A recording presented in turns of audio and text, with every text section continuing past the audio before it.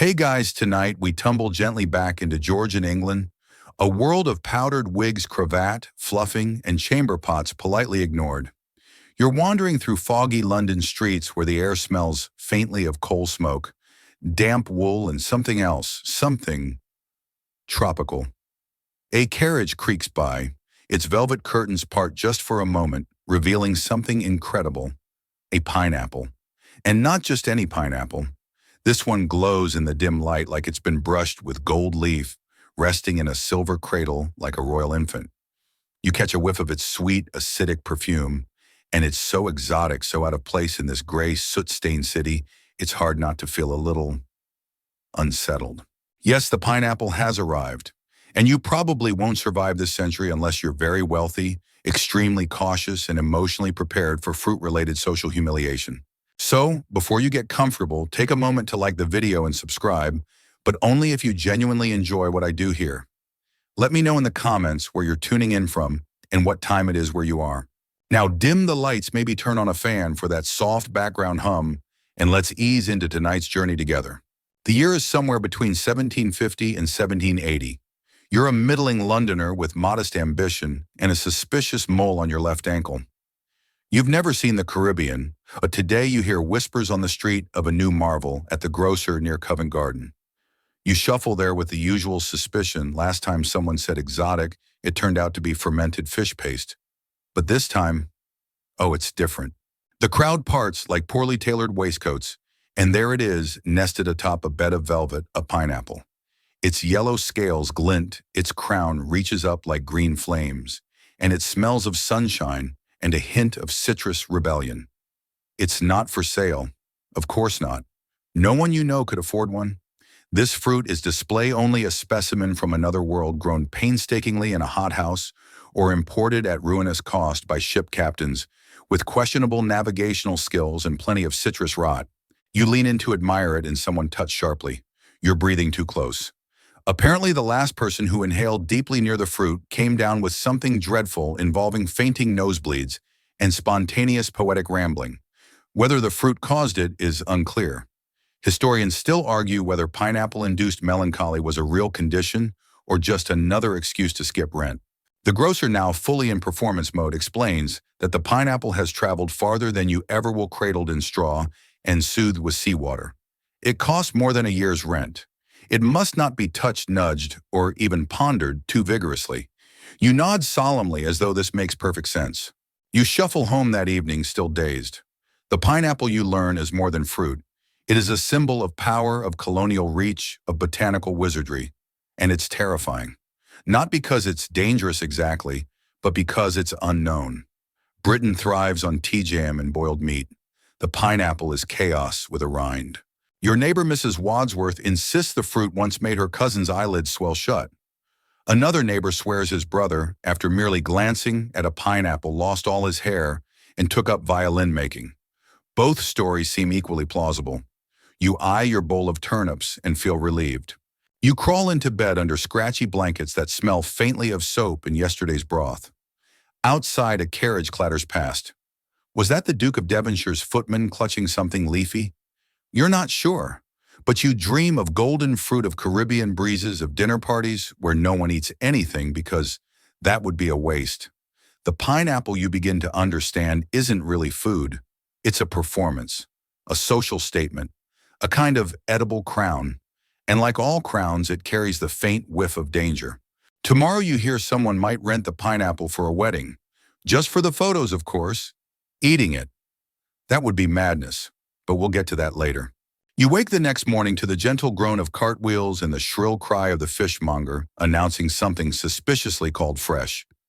But your thoughts are elsewhere, still marinated in pineapple dreams and the unsettling glint of fruit that costs more than your father's funeral. Word is spreading fast. The pineapple is still on display, guarded now by a boy with a stick and a theatrical scowl.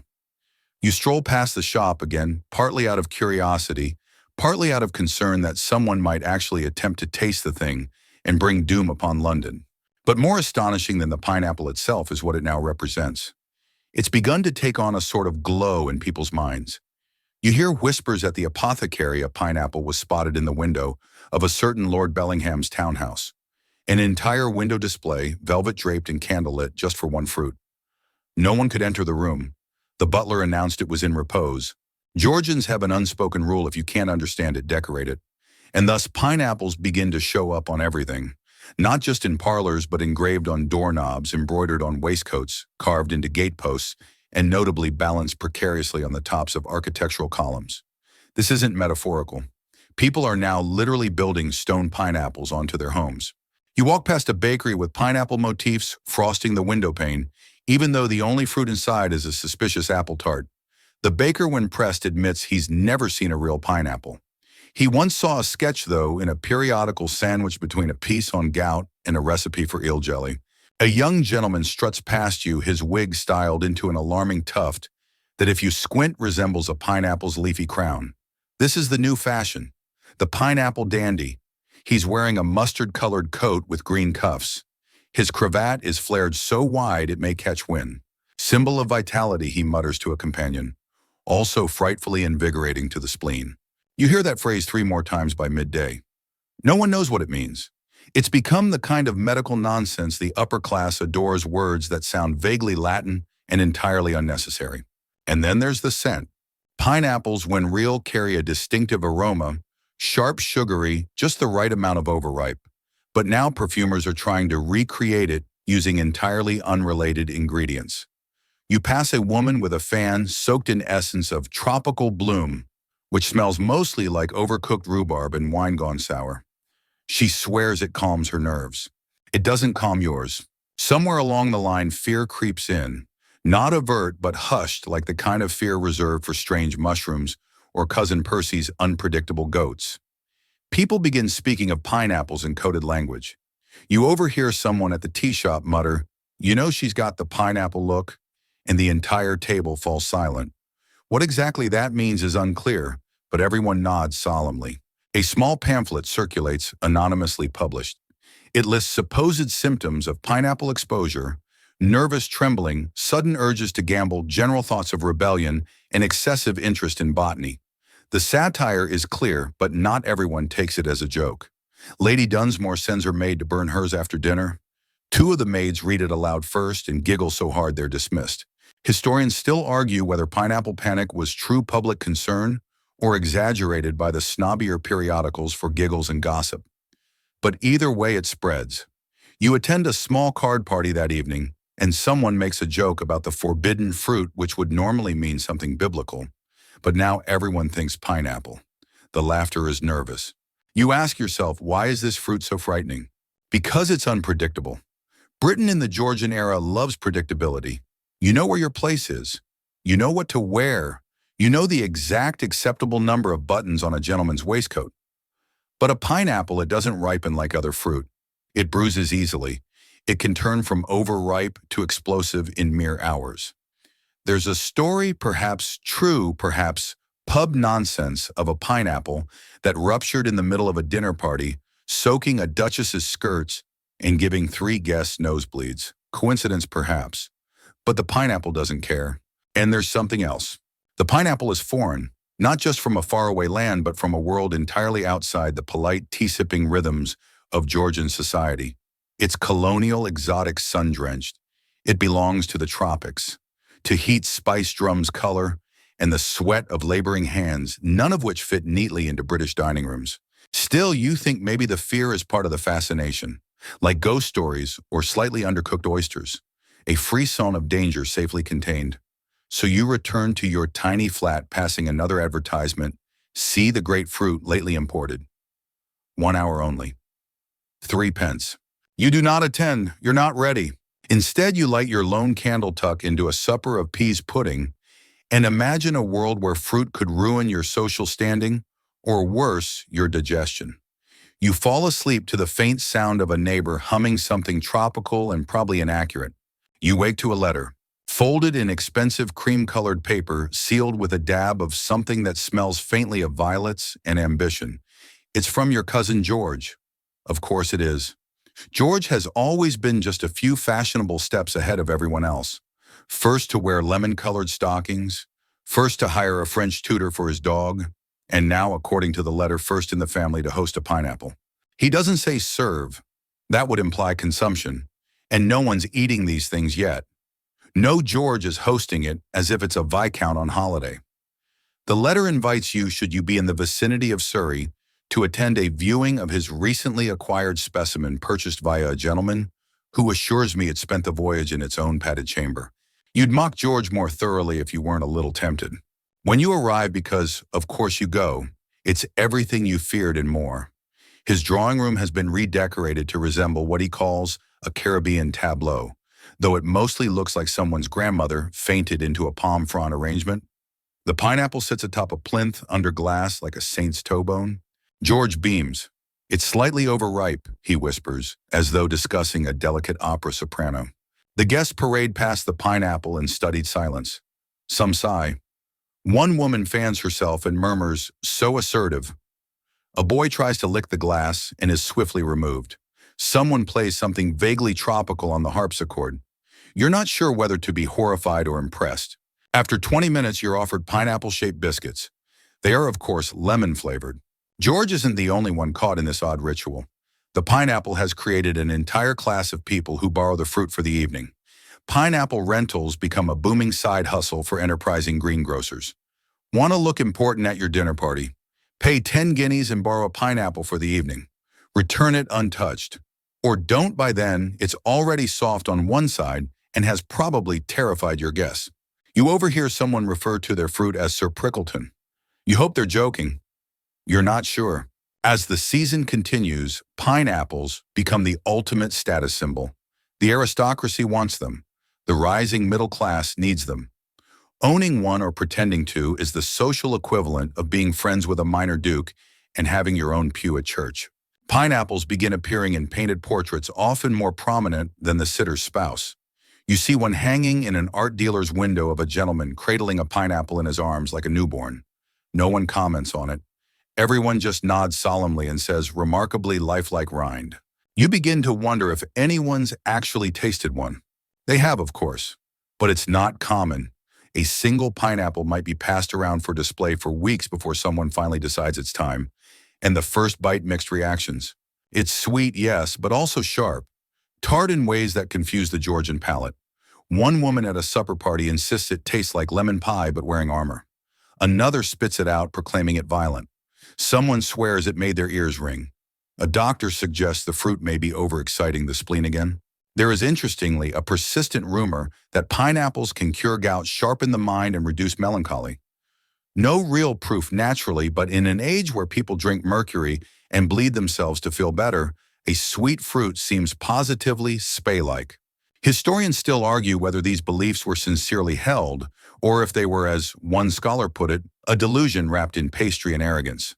The idea of pineapple as medicine does, however, lead to some truly regrettable tinctures being sold from carts. One bottle advertises itself as Pineapple Soothe Serum for nervous conditions and lady dispositions. You're offered some by a man in a purple hat. You politely decline. One afternoon, as you stroll through Covent Garden, you hear a commotion near the theater. A pineapple has apparently gone missing from a shop window, and the constable has been called. The merchant is hysterical. "I only turned round for a moment," he cries. "It was right there." You suspect the theft was less about nutrition and more about ambition. Somewhere out there, someone is probably hosting a stolen pineapple by candlelight, trying desperately to look impressive before it rots. Of course, not everyone is impressed. Satirical prints start popping up in pamphlets and coffee houses. One shows a crowd bowing to a pineapple like a golden calf. Another shows a pineapple presiding over court wearing a powdered wig. The best one, in your opinion, is titled "The Pineapple Votes Tory" and shows the fruit casting a ballot with intense concentration. Still, you notice the tone of these jokes is not so much mocking the pineapple itself, but the people who worship it. At this point, the fruit has become a mirror. Whatever a Georgian wants to project wealth, wisdom, worldliness, novelty, the pineapple obliges. It's both meaningless and overloaded with meaning, like an influencer's skincare routine or the trend of owning parrots that never quite caught on outside of seaports.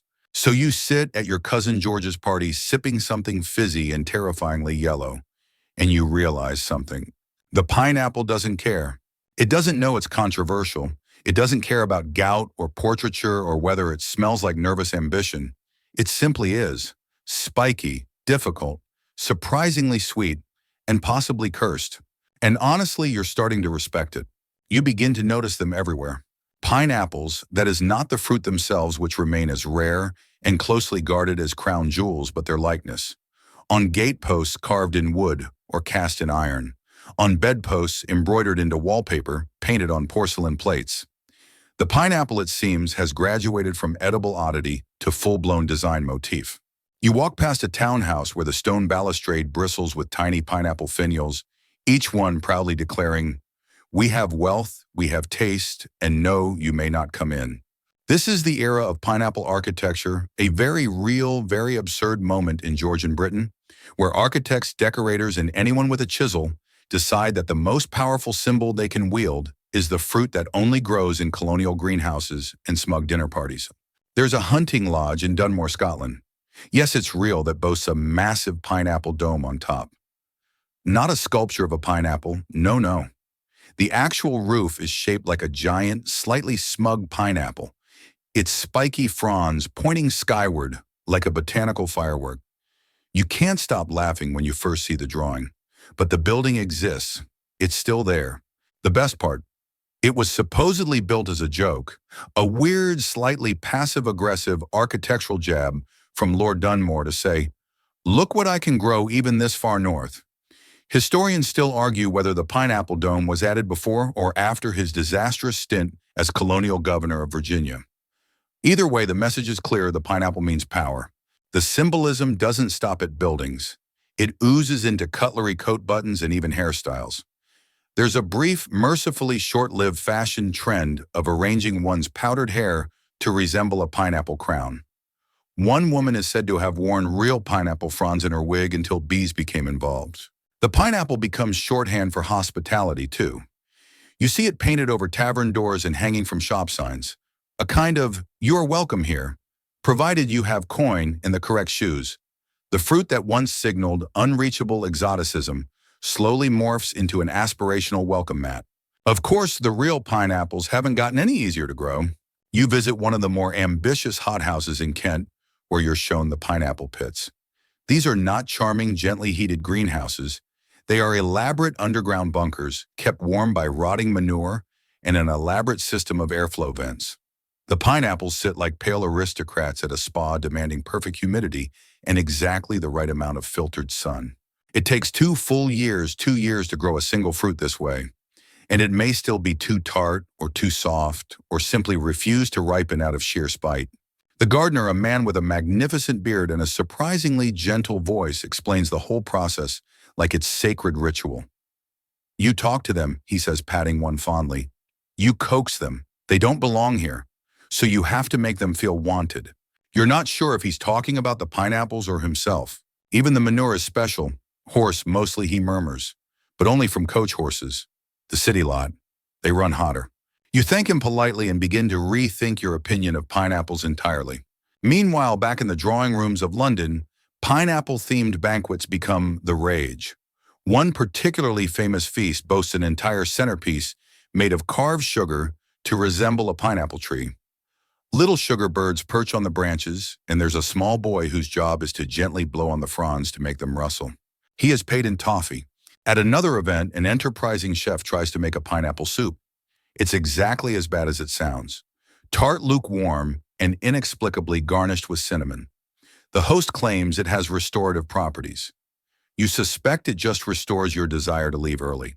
Still, the social arms race continues. You begin to notice that the people who own pineapples, and more importantly, the people who want others to think they do, start trying to top each other, not just in size or ripeness, but in narrative. One woman insists hers was handpicked by a native prince. Another claims hers fell from the heavens during a sun shower. George, your endlessly ambitious cousin, throws a dinner where the pineapple is kept in a separate room entirely. Guests are invited in one at a time to gaze upon it in private like some botanical Mona Lisa. You, of course, peek behind the curtain. It's the same pineapple he had last month, only now it's wax. Historians still argue whether the wax pineapple trend was driven by shortage or sheer desperation. Either way, it gives rise to an entire cottage industry of artificial pineapples made of wax porcelain, papier-mâché, and once disastrously lard. These faux fruits are displayed just as proudly as the real thing and occasionally confused for the edible kind. A dinner guest breaks a tooth on one and sues. You can't help but chuckle. The pineapple's journey from colonial rarity to decorative centerpiece becomes a case study in Georgian absurdity. Its wealth-signaling, exoticism architecture, and deeply personal delusion all packed into a prickly orb that no one really knows what to do with. And still the pineapple endures. Even as it wilts, rots, and turns vaguely beige at the edges, people insist on treating it like a relic. You attend one gathering where the host quietly slices off a single cube and serves it with all the reverence of Holy Communion. The guests nod solemnly. Someone weeps. You eat yours. It's a little sour. You love it anyway. You've eaten your pineapple cube, slightly sour, more ceremonial than satisfying, and now find yourself oddly reflective. Because this little fruit, this spiky golden interloper, has become more than just a trend. It's a metaphor, a mirror held up to Georgian Britain, revealing not just who they thought they were, but who they wanted to be. As you step into the social whirl of London once more, your powdered wig slightly askew from the humidity of the greenhouse pits, you begin to notice how deep the pineapple obsession goes, not just in architecture or banquets or bragging rights, but in the philosophy of the age. Yes, truly. There's an entire treatise published. Well published is generous. It was circulated in 6 copies among very important men on the moral excellence of the pineapple. It argues that because the pineapple cannot be cultivated casually and requires intense labor, its consumption is a moral test. If you eat it without appreciation, you are vulgar. If you grow it, you are noble. If you admire it from a distance, cultured. Historians still argue whether this was meant sincerely or was an early form of trolling. The tone is ambiguous, earnest, but just slightly too poetic. Then again, Georgian men did take their gardening seriously. Very seriously. You attend a salon where the speaker compares the ideal gentleman to a pineapple, prickly on the outside, golden-hearted within, and most importantly, impossible to grow without the proper breeding. You nod thoughtfully. Then the speaker trips on his own cape and spills Madeira wine everywhere. You rethink the metaphor. But for all its symbolism, the pineapple's reign isn't unchallenged.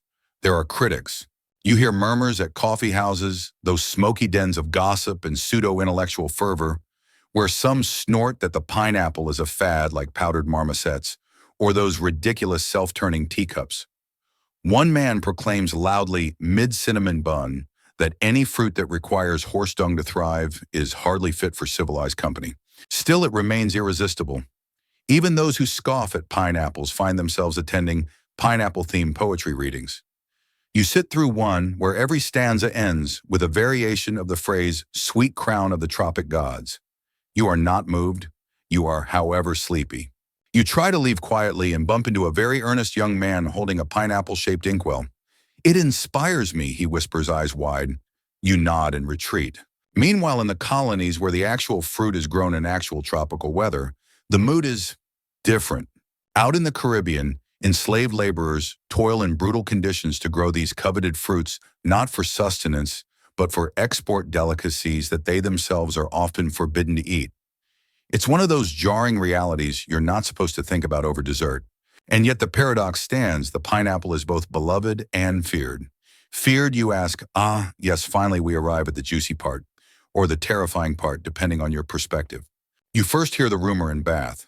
A doctor mentions it offhandedly while spooning gooseberry jam onto toast pineapples. He says, can be quite stimulating. He raises one eyebrow meaningfully. You choke on your tea. Apparently, pineapples are suspected to be aphrodisiacs, or worse, agents of fever, of tropical corruption. There are pamphlets, some only half legible, that warn of pineapple humors disrupting the moral compass. One particularly dramatic entry insists that too much pineapple will cause looseness of virtue and dreams of golden beasts. You feel oddly compelled. Some medical men, the early nutritionists and would-be alchemists of the day, warn that the pineapple is too moist, too acidic, and too foreign. It doesn't fit neatly into the balance of the 4 humors. It offends the spleen, one grave man mutters. To combat this, recipes emerge. Not to make pineapples taste better, heavens, no, but to make them less alarming. Stewed pineapple with beef fat. Pineapple boiled in red wine. Pineapple infused with chalk. You suppress a gag. Historians still argue whether these concoctions were genuinely believed to be medicinal or were just acts of culinary panic. And either way, a recipe for pineapple porridge with mustard and oats makes you reevaluate your entire relationship with food.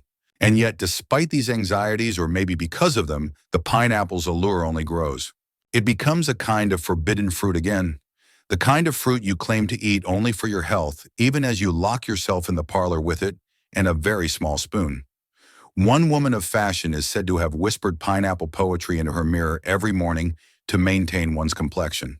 Another supposedly placed pineapple slices directly onto her face, believing it to be an exfoliant. She emerges from her dressing room, red blotchy, and smelling faintly of rum. But radiant, she insists. Radiant. You try it once, you don't repeat the experience. And through all of this, the fear of the pineapple persists. Not just because of its supposed humoral offenses or its moral hazards, but because of its deeper, subtler message. That this fruit, this tropical outsider, holds power over the most powerful people in the kingdom. It's a reminder that Georgian Britain is not the center of everything, not really. That true rarity, true beauty, still belongs to the edges of empire, to the unseen places, the humid unknown. And that stings, just a bit. So they try to control it, to own it, to domesticate it. They paint it, sculpt it, wear it, and whisper about it behind fans. But they can never fully tame it. It resists. It rots on the train to York. It browns at the edges of a lord's banquet. It refuses to thrive without absurd levels of manure. It remains defiantly a pineapple. And you watch this dance unfold, this delicious farce of obsession and anxiety, and you smile. Because somehow in the midst of all this powdered drama, it feels almost modern. The desire to own what cannot be owned, to taste what you do not understand, to impress people who are barely paying attention. It's not about the pineapple, it never was. The next morning you rise late, though time is irrelevant here, since we've already agreed you're probably drifting in and out of consciousness anyway, and you stroll down a cobbled Georgian street still sticky with last night's rain. The smell of chimney soot, baking bread, and an oddly persistent whiff of pineapple-scented pomade drifts by. It's time to see what the pineapple looks like, not on the banquet table, but on the skyline. You walk past iron fences where pineapples are cast into the finials, past the gates of manors where wrought iron fruit ornaments glare down like regal sentinels. And then rising before you like a ridiculous daydream is the Dunmore pineapple. Now this is peak pineapple madness. Set in the middle of a Scottish estate miles from anywhere remotely tropical, the Dunmore pineapple is a summer house crowned no joke with a massive stone pineapple. Its fluted granite curves and carved leaves soar above the building like some sort of botanical deity. You squint upward, you half expect it to rotate and emit rays of tropical sunlight. Built in the 1760s by John Murray, the 4th Earl of Dunmore, who had in a truly on-brand move just returned from being the colonial governor of Virginia, this architectural tribute is said to have been a surprise for his wife. Either a romantic gesture or a deeply confusing prank. Historians still argue whether the pineapple dome was commissioned out of love imperial nostalgia or just sheer eccentricity. Personally, you vote for a combination of sunstroke and spite. You enter the building. Inside, vaulted ceilings, slightly chilly air, and no actual pineapples. But still the symbolism looms. The pineapple becomes a recurring motif in 18th century architecture. It's carved into the corners of stately homes, plopped dramatically on top of gateposts, and turned into decorative centerpieces in public gardens. It's not just ornamentation, it's a code that says I've been abroad, I have servants, I know what a pineapple is. And more than that, the pineapple becomes a marker of hospitality. Supposedly, if a Georgian hostess places a pineapple at the center of her table, or worse above her doorframe, it signals a welcome. Or at least a welcome if you can appreciate my fruit-based wealth. Of course, some people cheat. There are stories of faux pineapples, wooden ones, painted ones sculpted out of wax or soap. One particularly embarrassing scandal involves a London banker who hosted a lavish pineapple-themed soiree only for a guest to poke the fruit centerpiece with a knife and discover papier-mâché. Scandalous. He was never invited anywhere again, not even the pickled radish ball. You visit a theater next where the set design includes not one, not two, but 16 papier-mâché pineapples hanging from the ceiling. The play, a light romantic comedy involving mistaken identity and an enchanted orchard. You nod along sleepily. The pineapple's image begins to transcend its botanical reality. It appears on book plates, ceramic tiles, embroidered waistcoats. Queen Charlotte, yes, that Queen Charlotte is painted with a pineapple motif on her gown trim. It's subtle, but it's there, like a fruity watermark of elite fashion. At one society wedding, the bride carries a pineapple instead of a bouquet. People pretend this is normal. It's not.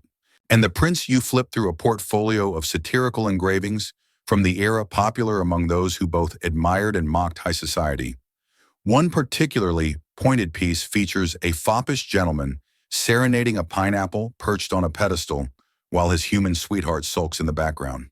The caption, "True love knows its fruit." You chuckle softly. Some caricatures take aim at the pineapple's imperial symbolism. In one, a giant pineapple wearing a crown is shown lording over a map of the colony's vines trailing across oceans. Is it a critique? A metaphor? A pineapple-based prophecy? Historians still argue. Meanwhile, in the world of botanical science, such as it was in Georgian Britain, pineapples spark real curiosity. At the Royal Society, papers are presented with titles like "On the Electrical Nature of the Pineapple Leaf" and "A Brief Consideration of Pineapple Dreams as Indicators of Weather." You attend one such lecture.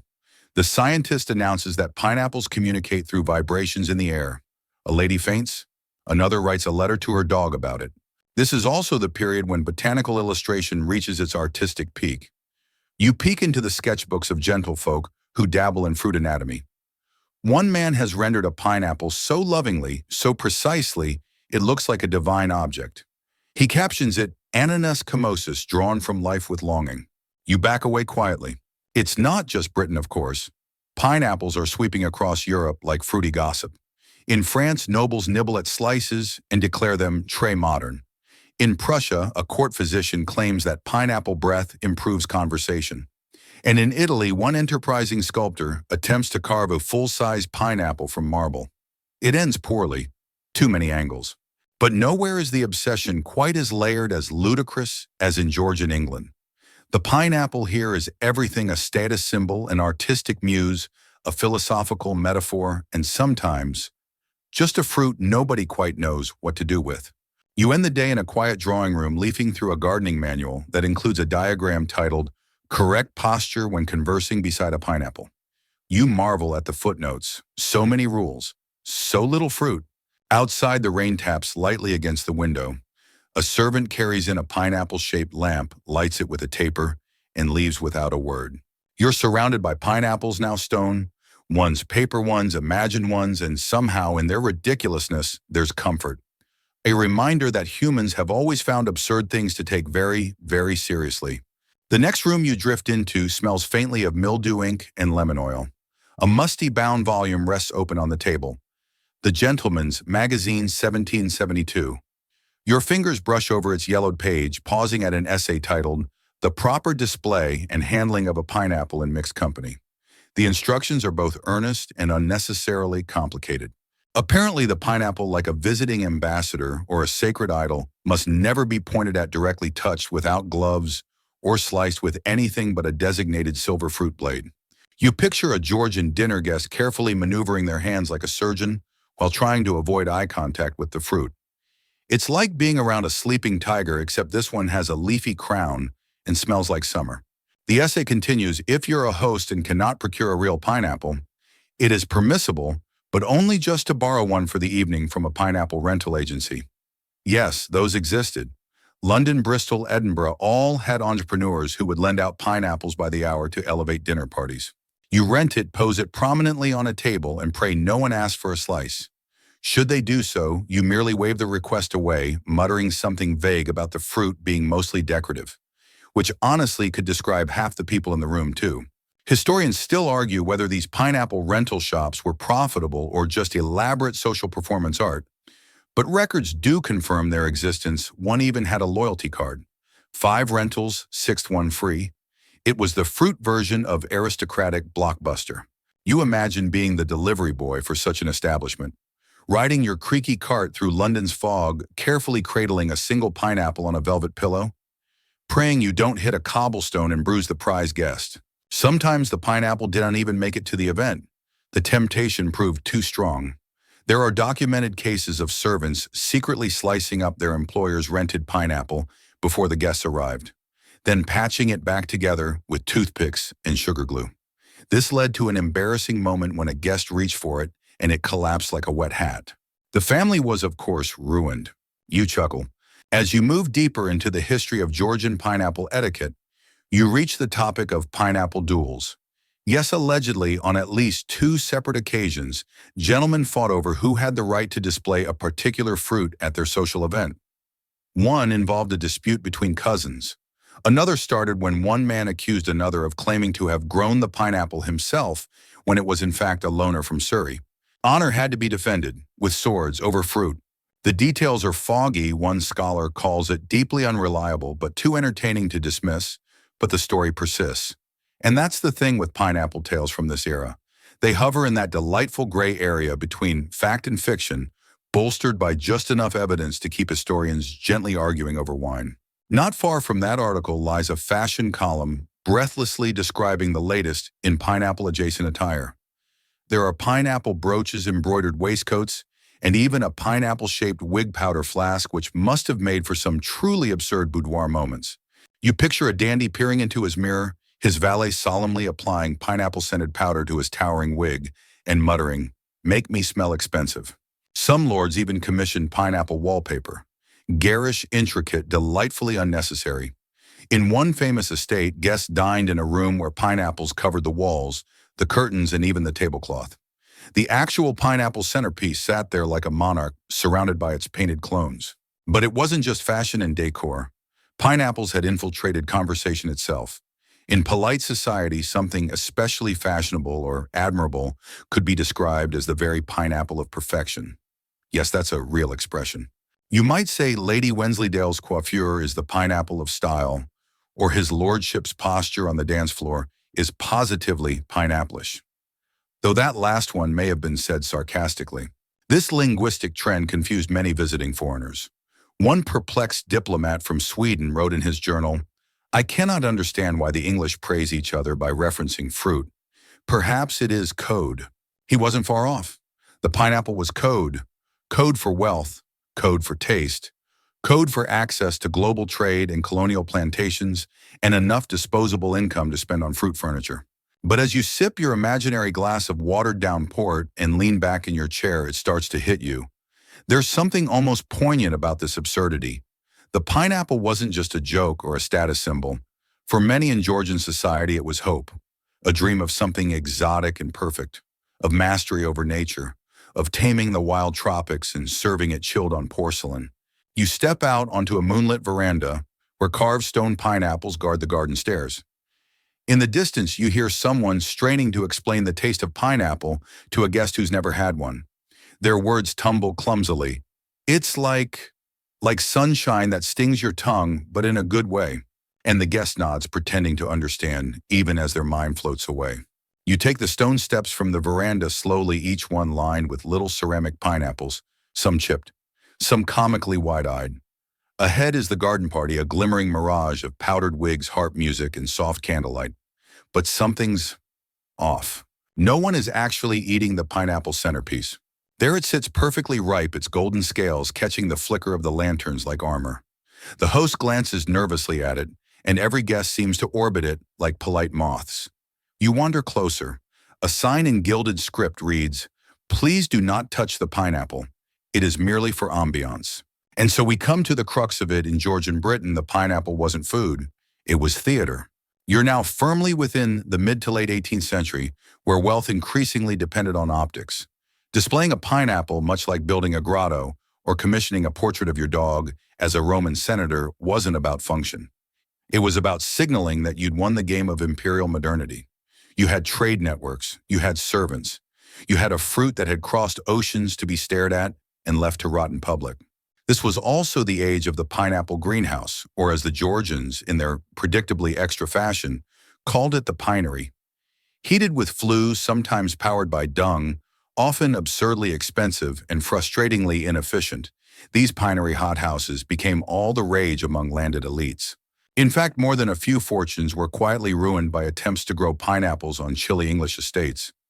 Entire treatises were published on the art of pineapple cultivation, featuring hand-drawn diagrams and fussy temperature charts, as though raising fruit were the same as rearing a royal baby. One nobleman, the Earl of Sandwich, yes, the very one who gave us lunch on bread, sank a not insignificant portion of his estate budget into growing pineapples in Kent. It took years, cost more than a small battleship, and yielded exactly 3 misshapen fruits. But by heaven, those 3 pineapples were paraded through dinner parties like holy relics. Historians still argue whether these greenhouses were ever meant to succeed at all.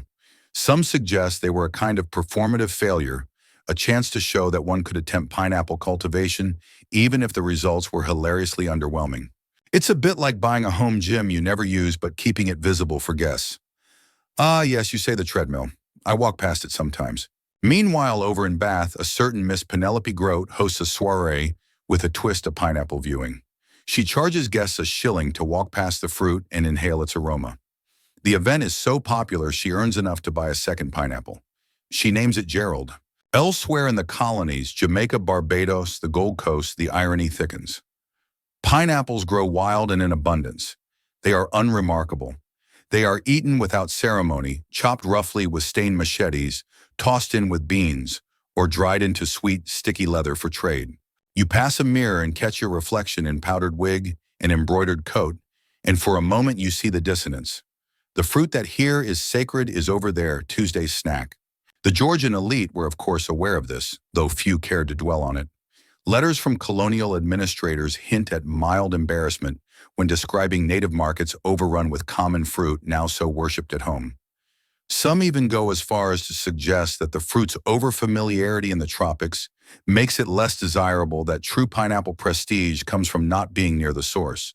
There's a particular London merchant known only in surviving papers as Mr. T, who makes a small fortune selling tropical fruitless fruit, essentially wax replicas of pineapples for those who couldn't afford the real thing.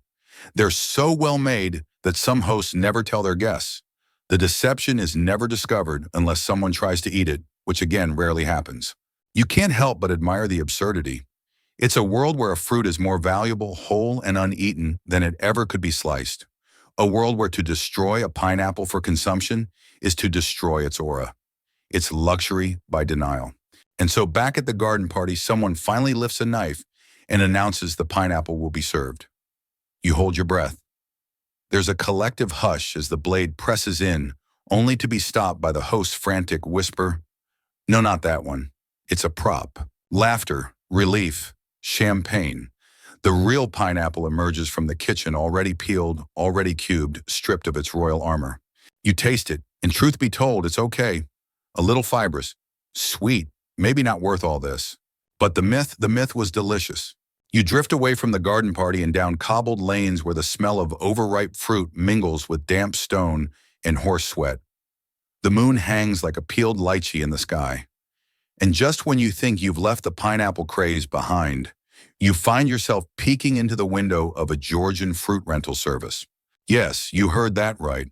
In a twist so gloriously absurd it could only come from the 18th century, pineapples in Britain weren't just grown, they were leased. Because the fruit was so expensive and the demand for its aesthetic presence so high, a black market of pineapple rentals blossomed in London's murkier corners. You could pay to borrow one. Not to eat, mind you, but to place on your dining table at your fancy gathering, perhaps near the roast goose just slightly off-center from the aspic, and give the illusion that your life was just a smidge more tropical and absurdly rich than it actually was. The fruit would be whisked back after the party a little more, bruised a little closer to fermentation, but still rentable.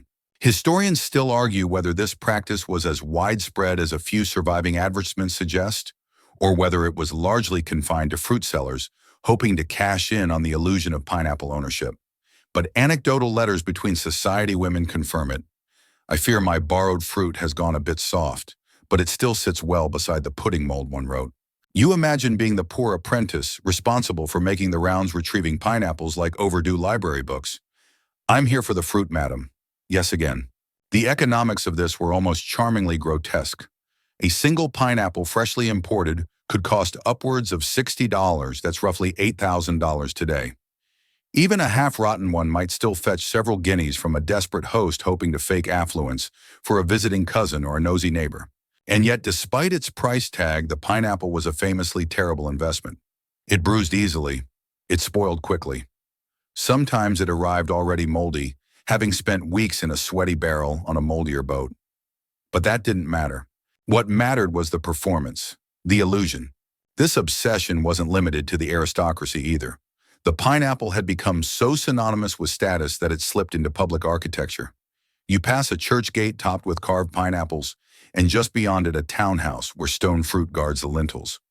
Over in Dunmore, Scotland, a literal pineapple dome crowns a garden pavilion like a fruity spaceship. Why? Because pineapples screamed, "I've made it," louder than any coat of arms or opera box. You round a corner and there it is, a Georgian pub called the Pineapple. Its signboard shows a triumphant fruit with rays of glory shooting from behind it like divine revelation. Inside, a few tired-looking men sip dark ale beneath a mural of colonial ships and fruit crates. The landlord nods to you and chuckles. "They say the king once mistook a pineapple for a hedgehog in a hat," he says, wiping a glass. Still served it at the banquet, though. There's no record of that story, of course, but it's entirely believable. Quirkier still are the dinner invitations themselves. Some hosts would scribble "pineapple guaranteed" in the corner of their cards just in case a guest was on the fence. Others would refuse to serve pineapple twice, fearing it would make them seem insecure about their wealth, as though overusing the fruit was the Georgian equivalent of reposting the same Instagram photo. It wasn't just about owning a pineapple. It was about owning the moment. In a world teetering between enlightenment and empire where fortunes were won and lost overnight, the pineapple became a strange beacon of optimism, an edible trophy that said, "Look what I have. Look what the world brings me." You step outside and breathe in the cool night air. Somewhere in the distance, a pineapple rots gently in a rented bowl. Its time has passed, but its legacy lingers. Tomorrow, someone else will pick it up, dress it, display it, pretend it's theirs. And the cycle begins again. You wake metaphorically, of course, beneath the heavy scent of sweet decay and powdered wigs. It's another morning in Georgian London, and you're strolling past Covent Garden, where the pineapple has begun to take on yet another peculiar role, the ultimate symbol of culinary ambition and downright theatrical gluttony. Not content to merely own or rent the fruit, the wealthiest of Georgian society began competing to serve it in increasingly ludicrous ways. Enter the pineapple banquet, a spectacle of taste timing and quite often profound disappointment. A pineapple wasn't something you just sliced and served. No, it was paraded.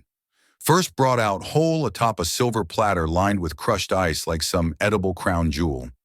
Guests would gasp, fans would flutter, monocles might even fall. But the real drama came later, because cutting into the pineapple was a high-stakes decision. Would it be ripe? Would it be rotten? Would it, heaven forbid, be fibrous and bland? Historians still argue whether many of these prized fruits were even meant to be eaten. In some accounts, they were entirely for show, replaced by candied substitutes or tropical-inspired puddings before the knife ever touched flesh. One famous cookbook from the era even includes a pineapple-shaped jelly mold, just in case your budget didn't stretch quite far enough for the real thing, but you still wanted guests to think it did. You lean against a bakery window where ginger loaves and marzipan pineapples sit side by side. That's right, confectioners got in on the act too.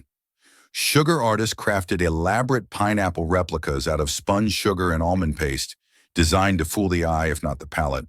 Occasionally, a guest would bite in expecting tropical zing and find themselves chewing on solid icing in disappointment. Yet perhaps the most absurd culinary evolution was the pineapple centerpiece. These were rarely eaten.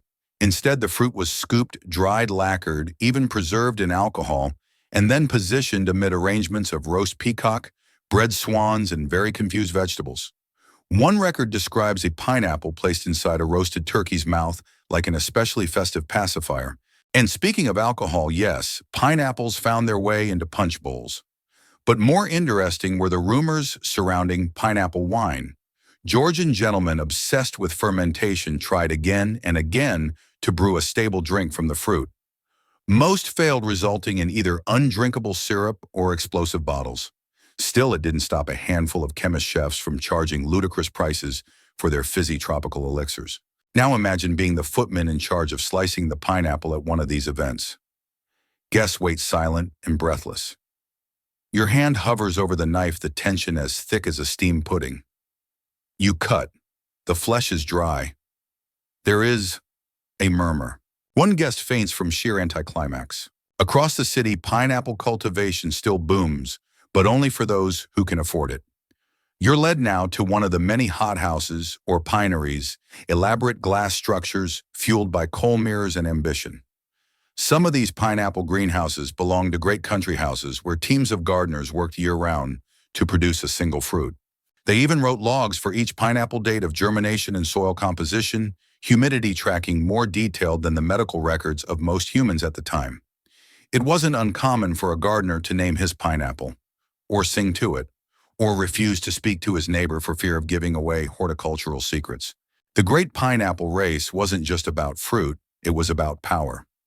Britain's growing colonial trade networks ensured a trickle of imported pineapples from the Caribbean, but they were expensive, bruised, and unreliable.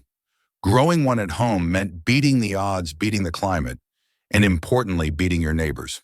So when Lord Walpole served his guests pineapple at Houghton Hall, it wasn't just dessert, it was a declaration, a fruit-flavored mic drop. The science behind all this was complex, expensive, and frankly a bit ridiculous. Pineapple pits were dug into the earth, lined with horse manure and heated with flues. Mirrors and glass panels were positioned to reflect light and trap heat. You'd think they were building a space station, not growing a fruit that tastes vaguely of sweet lemon. And yet there was pride. Gentlemen farmers wrote treatises on tropical cultivation. One famous pamphlet titled An Essay Upon the Culture of the Ananas reads more like a love letter than a manual. It contains such timeless advice as one must not rush the fruit lest she sour on you. One final quirk for tonight: pineapple theft.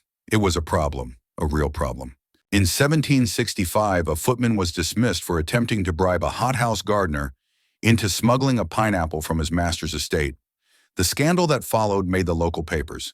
Imagine a headline today: man fired over illicit fruit deal. Not quite Watergate, but certainly Fruitgate.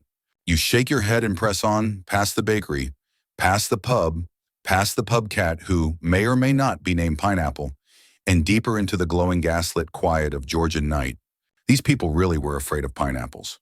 Not because they were dangerous, but because they meant so much pressure, expectation, fragility, and expense packed into one prickly golden missile of status anxiety. And that's only the beginning. You wake metaphorically, of course, beneath the heavy scent of sweet decay and powdered wigs.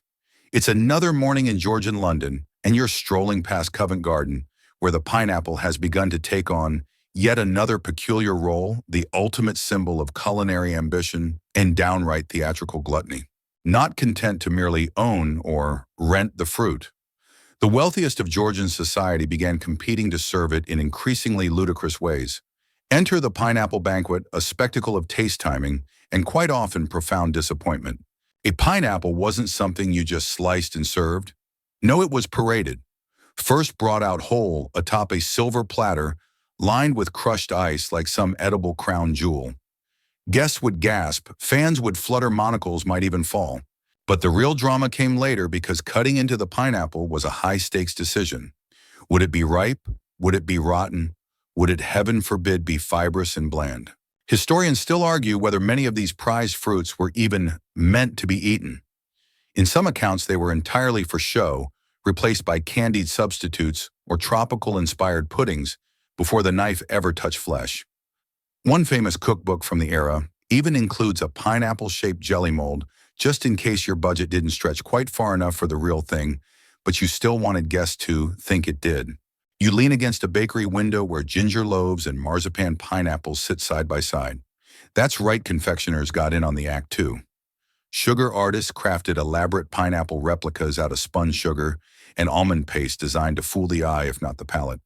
Occasionally, a guest would bite in expecting tropical zing and find themselves chewing on solid icing in disappointment. Yet perhaps the most absurd culinary evolution was the pineapple centerpiece. These were rarely eaten. Instead, the fruit was scooped, dried, lacquered, even preserved in alcohol, and then positioned amid arrangements of roast peacock bread, swans, and very confused vegetables. One record describes a pineapple placed inside a roasted turkey's mouth, like an especially festive pacifier. And speaking of alcohol, yes, pineapples found their way into punch bowls. But more interesting were the rumors surrounding pineapple wine. Georgian gentlemen obsessed with fermentation tried again and again to brew a stable drink from the fruit. Most failed, resulting in either undrinkable syrup or explosive bottles. Still, it didn't stop a handful of chemist chefs from charging ludicrous prices for their fizzy tropical elixirs. Now imagine being the footman in charge of slicing the pineapple at one of these events. Guests wait silent and breathless. Your hand hovers over the knife, the tension as thick as a steamed pudding. You cut. The flesh is dry. There is a murmur. One guest faints from sheer anticlimax. Across the city, pineapple cultivation still booms, but only for those who can afford it. You're led now to one of the many hothouses or pineries, elaborate glass structures fueled by coal mirrors and ambition. Some of these pineapple greenhouses belong to great country houses where teams of gardeners worked year-round to produce a single fruit. They even wrote logs for each pineapple, date of germination and soil, composition, humidity tracking, more detailed than the medical records of most humans at the time. It wasn't uncommon for a gardener to name his pineapple, or sing to it, or refuse to speak to his neighbor for fear of giving away horticultural secrets. The great pineapple race wasn't just about fruit, it was about power. Britain's growing colonial trade networks ensured a trickle of imported pineapples from the Caribbean, but they were expensive, bruised, and unreliable. Growing one at home meant beating the odds, beating the climate, and importantly, beating your neighbors. So when Lord Walpole served his guests pineapple at Houghton Hall, it wasn't just dessert, it was a declaration, a fruit-flavored mic drop. The science behind all this was complex, expensive, and frankly, a bit ridiculous. Pineapple pits were dug into the earth, lined with horse manure and heated with flues. Mirrors and glass panels were positioned to reflect light and trap heat. You'd think they were building a space station, not growing a fruit that tastes vaguely of sweet lemon. And yet there was pride. Gentlemen farmers wrote treatises on tropical cultivation. One famous pamphlet titled An Essay Upon the Culture of the Ananas reads more like a love letter than a manual. It contains such timeless advice as one must not rush the fruit lest she sour on you. One final quirk for tonight: pineapple theft. It was a problem, a real problem. In 1765, a footman was dismissed for attempting to bribe a hothouse gardener into smuggling a pineapple from his master's estate. The scandal that followed made the local papers. Imagine a headline today: man fired over illicit fruit deal. Not quite Watergate, but certainly Fruitgate. You shake your head and press on, past the bakery, past the pub cat who may or may not be named Pineapple, and deeper into the glowing gas-lit quiet of Georgian night. These people really were afraid of pineapples. Not because they were dangerous, but because they meant so much pressure, expectation, fragility, and expense packed into one prickly golden missile of status anxiety. And that's one of the shooks around and what we're not on. You're back outdoors now, ambling through a Georgian street market where the smell of fresh bread competes with the sour tang of animal dung, and a faint whiff of "wait, is that pineapple again?" Yes, always.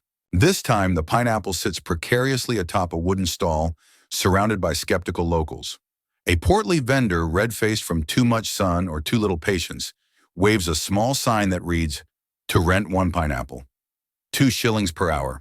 Because in case you thought this fruit obsession couldn't get any more impractical, allow yourself to discover the pineapple rental economy. You see, in the 18th century, pineapples were such absurd luxury items that most people couldn't dream of owning one. But they could rent one for display at dinner parties, balls, or even the occasional wedding. You wouldn't eat it, of course. That would be madness. Instead, you'd place it at the center of your table, let it dazzle your guests for a few hours, and then return it slightly more wilted to the vendor the next morning. And yes, there were entire ledgers devoted to fruit loans. One London shop reportedly kept detailed pineapple timeshares noting when and where each fruit had traveled. Mr. Ashford Mayfair, 6 p.m., 11 p.m., returned intact. And if someone did take a bite, the fine was steep and your name might circulate among the Society of Fruit Borrowers as a scandalous devourer. Historians still argue whether these rentals were purely for show or if some folks snuck a taste on the sly. Either way, you imagine being invited to dinner, spotting the same tired pineapple from last week's soiree, and politely pretending it was your first encounter. Ah yes, what a fresh specimen, you'd say, as you resisted the urge to knock on it like a melon. Rental pineapples weren't just for homes either. They appeared at public function shop windows and even funerals, though it's unclear what symbolic function a pineapple played among mourning attire. Perhaps it reminded mourners of the fruitless nature of life. You chuckle as you pass a pamphlet advertising pineapple hire perfect for impressing your betters. The small print adds cleanliness and no nibbling required. And speaking of impressive displays, your sleepy stroll next leads you to one of the true marvels of the age, a pineapple greenhouse, or as they like to call it, a pinery. Imagine it long glass structures warmed by carefully banked compost heaps and strategically positioned mirrors.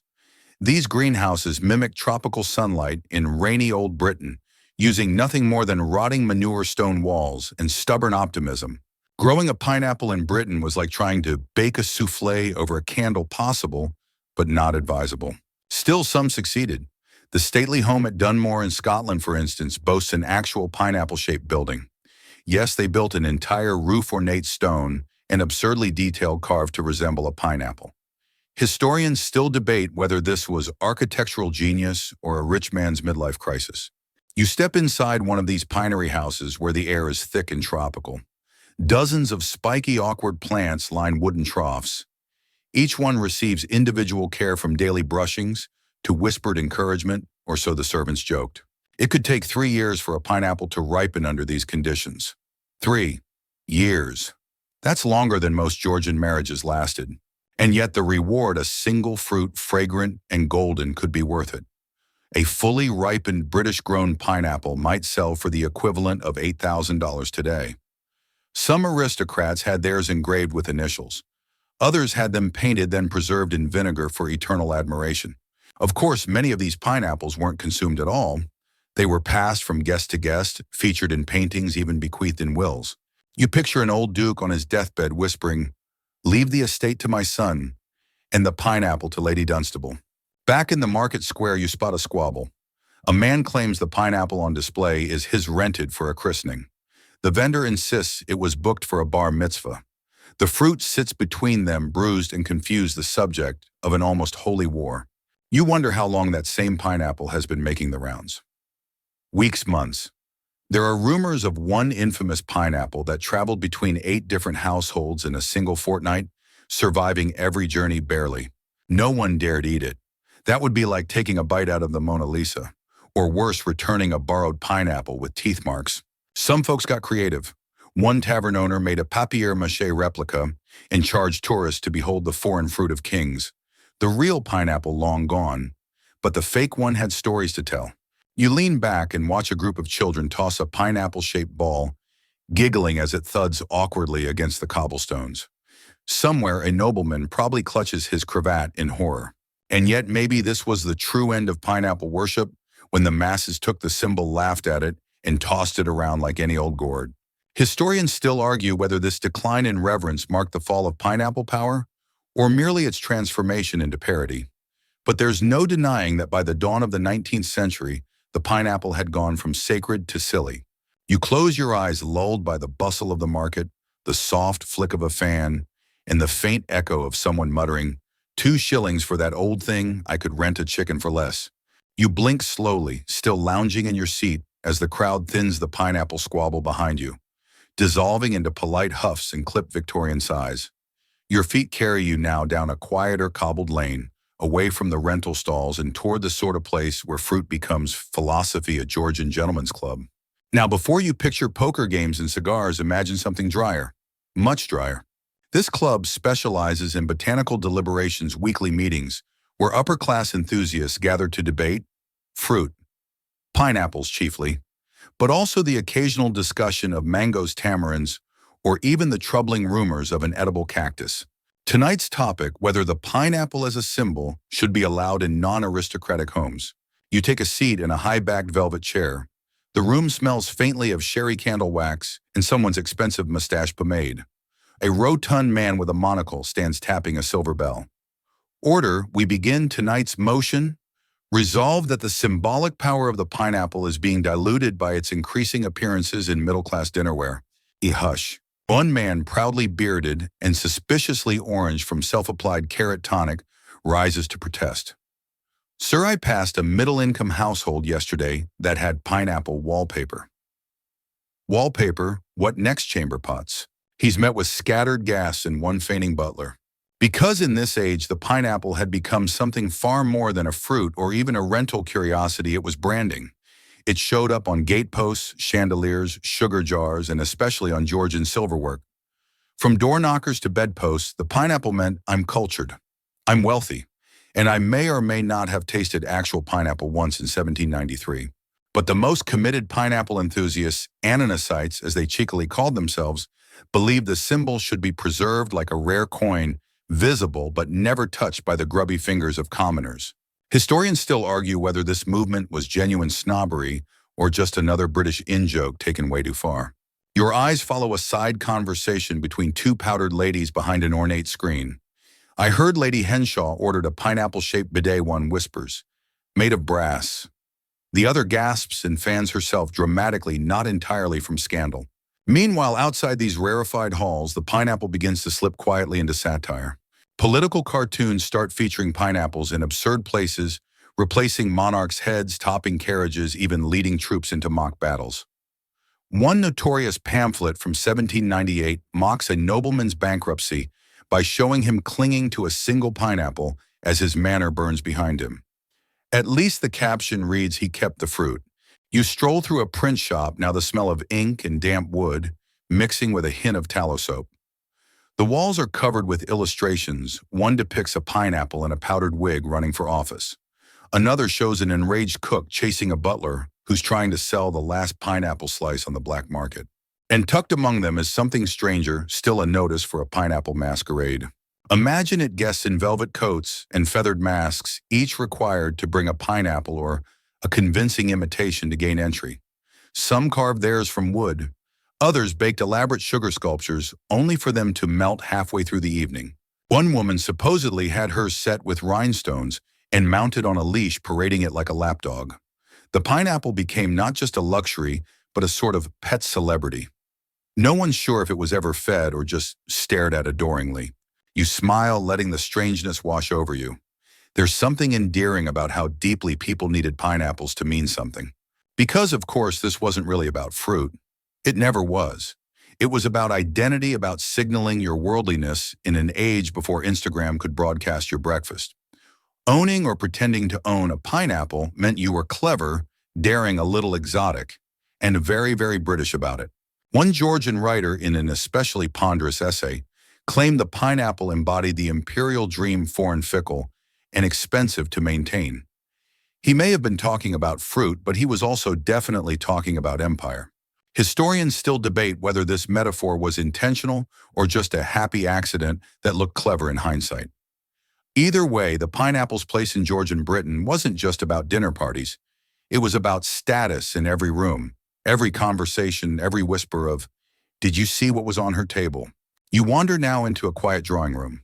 A single pineapple sits on a mirrored pedestal, reflected endlessly in the candlelight. No one touches it. A maid dusts it gently, wearing gloves. You swear you hear music somewhere, a minuet possibly performed by a string quartet with fruit-shaped instruments, though that could be sleep setting in. The air here is thick with lavender and vanity.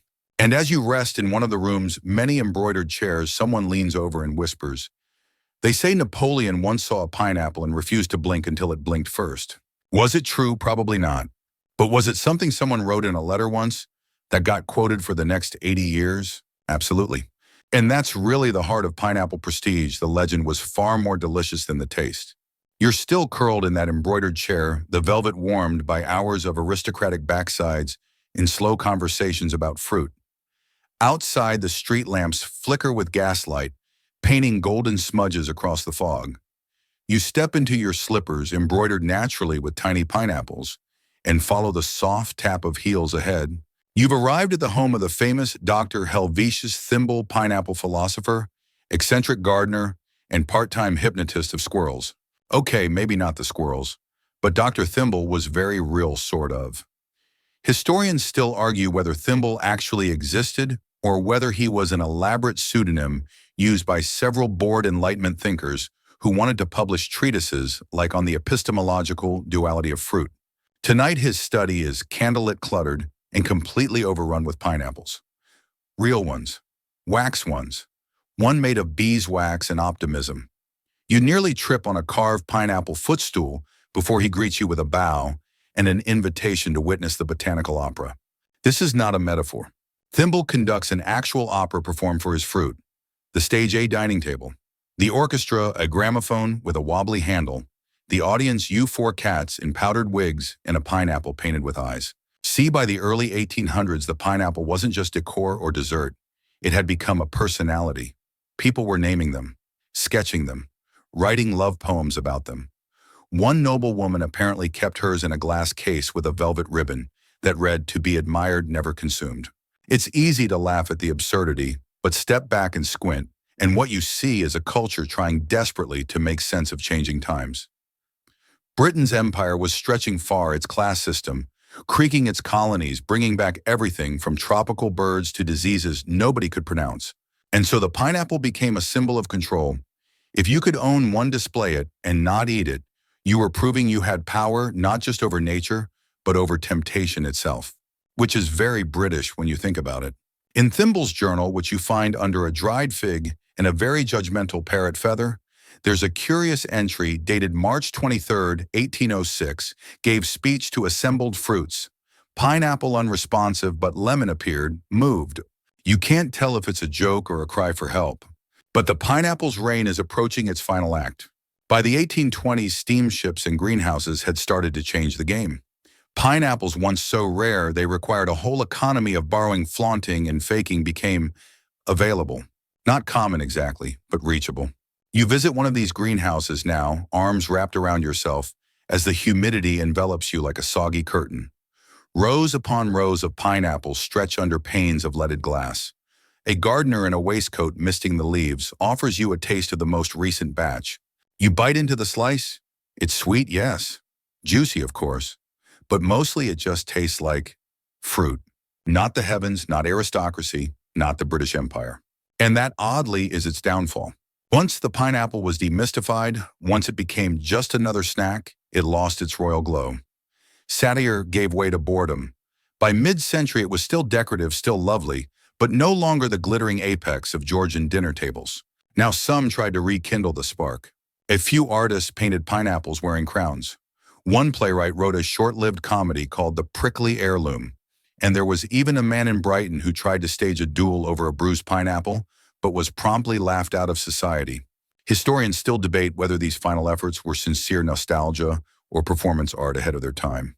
Meanwhile, pineapples traveled further across oceans, into plantations through darker colonial chapters. We won't linger on tonight. But in your sleepy corner of this story, there's still a symbol of something oddly tender, a nation's brief, ridiculous romance with a fruit it could barely afford, barely grow, and mostly pretended to understand. You close your eyes for a moment, listening to Thimble's phonograph winding down. The last notes wobble across the table where a pineapple painted gold watches you with unblinking indifference. Did Britain fall in love with pineapples? Or did it fall in love with what pineapples represented? Maybe both. You wander out again past the gates of Thimble's garden where a stone pineapple greets you in the moonlight.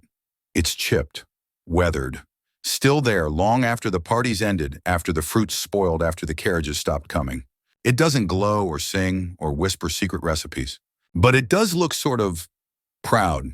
You walk away from Dr. Thimble's curious little kingdom, your shoes softly tapping over cobblestones slick with dew. Dawn is somewhere out there, but not yet. You've still got time to wander through the final chapter of this pineapple-fueled journey. The Georgian obsession may be on its last legs, but it doesn't vanish overnight. Much like an outdated meme or a once-beloved fashion trend, the pineapple lingers, slipping from centerpieces to curios, from punchlines to architectural adornments. Yes, architectural. Because if you tilt your head just so while passing certain stately homes, you'll see pineapples staring back at you. On gate posts, door knockers, roof finials, silent sentinels of a long-past trend. There's even a famous one in Scotland, the Dunmore Pineapple, a literal 18th century garden building crowned with a massive, intricately carved pineapple dome. Historians still argue whether it was a show of love ego or simply the result of one too many sherries and a vivid sketchpad. You pause to imagine the lord of the estate gesturing grandly to the structure and saying, "Behold the future of roof vegetables." Even as the fruit became more available, its decorative legacy stuck around, less as a status symbol, more as a symbol of hospitality. In colonial America too, pineapples had crossed the Atlantic and taken on their own meanings. Hosts would sometimes rent one for a dinner party, display it prominently, and then return it uneaten the next day, a practice both thrifty and extremely on brand for the upper middle classes. Back in Britain, the pineapple's decline was gentle. It didn't go out in scandal or ruin, it just mellowed. You find yourself in a dusty kitchen at the back of a manor house in Bath. The scullery maid is peeling apples, the cook is yelling about overboiled turnips, and on a plate near the window sits a sliced pineapple. No one's guarding it, no velvet ropes, no gasps of wonder, just a fruit waiting to be eaten. It's hard not to feel a bit wistful. After all the buildup, after years of pineapple loans, pineapple fakes, pineapple wars, of social etiquette, it all ends in something so ordinary.